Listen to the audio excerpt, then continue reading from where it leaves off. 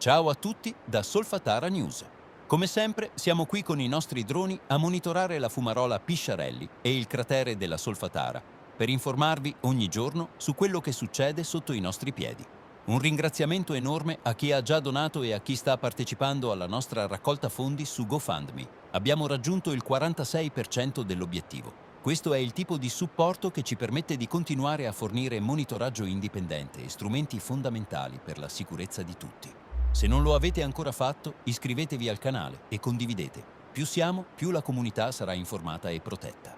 La Terra non smette di battere. Ormai sono 3 giorni che stiamo vivendo uno sciame sismico continuo nella zona dei Campi Flegrei. Da ieri sera si è aperto un nuovo episodio di attività e ad oggi, secondo i bollettini dell'Osservatorio Vesuviano e i resoconti, sono state localizzate decine di scosse, arrivando a 55 eventi o più in poche ore. Queste non sono oscillazioni episodiche, sono colpi ripetuti, uno dopo l'altro, che stressano il suolo e tutto ciò che poggia su di esso. La scossa più forte registrata in queste ore ha raggiunto la magnitudo 2,5, con epicentro localizzato nella zona di Agnano a Astroni e ipocentro molto superficiale.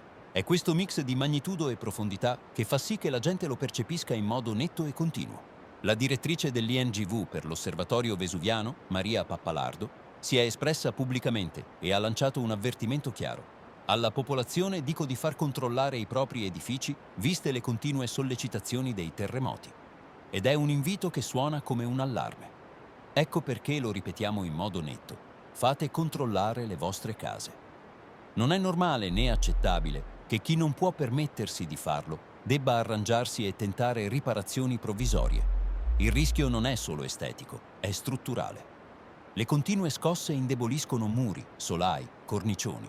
Le crepe che oggi sembrano tollerabili, domani potrebbero trasformarsi in punti di rottura. Le persone non devono essere costrette a scegliere tra la paura dell'evacuazione e la morte civile di restare in abitazioni pericolanti. Se tutto questo non bastasse a farvi capire la gravità della situazione, ascoltate questo dato. Nell'area della Solfatara Pisciarelli, le emissioni di anidride carbonica hanno superato le 5.000 tonnellate al giorno. Questo non è solo uno slogan severo. Un aumento così marcato di CO2 è uno dei segnali che i vulcanologi tengono sotto stretta osservazione perché indica un coinvolgimento più attivo del sistema magmatico o del sistema idrotermale.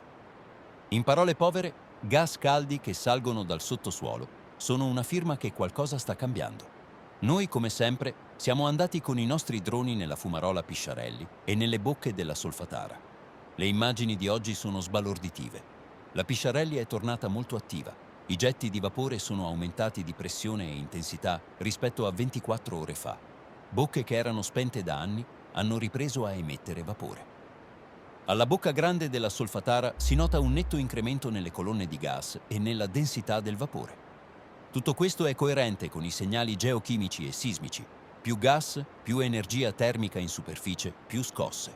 L'area sta cambiando in fretta. Passiamo ora al cratere degli Astroni, un posto meno noto ai non addetti ma cruciale. Gli Astroni sono uno dei crateri meglio conservati dei Campi Flegrei, un anfiteatro vulcanico di circa 250 ettari che ospita 3 specchi d'acqua e un fitto bosco. Fu usato fin dall'antichità per bagni termali e, in epoca borbonica, come riserva di caccia reale.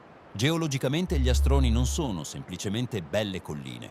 Hanno avuto ripetute attività tra circa 4.100 e 3.800 anni fa e sono parte del complesso vulcanico dei Campi Flegrei.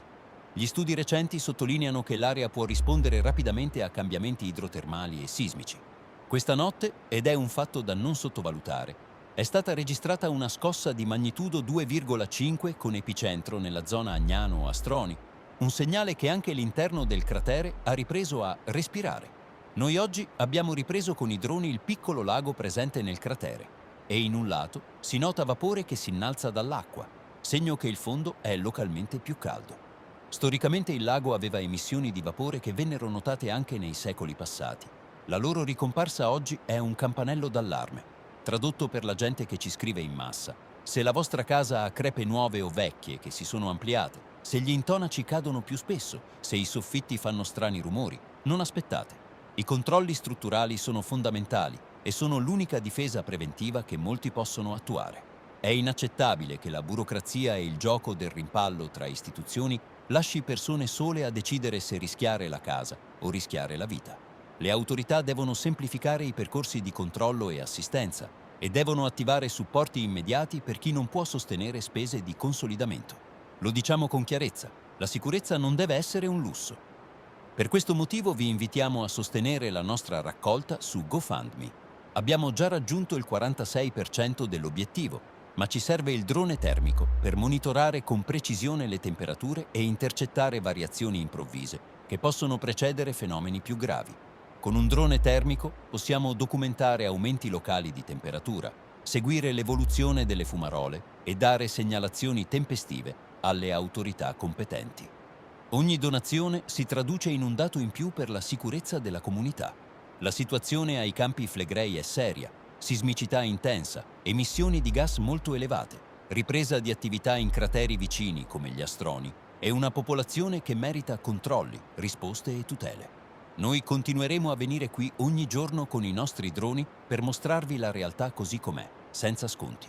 Grazie a chi ci sostiene, continuate a condividere, iscrivervi e, se potete, a donare alla raccolta. Non è solo il nostro lavoro, è la sicurezza di una comunità intera. Da Solfatara News restiamo con gli occhi aperti sulla caldera. Ci vediamo domani.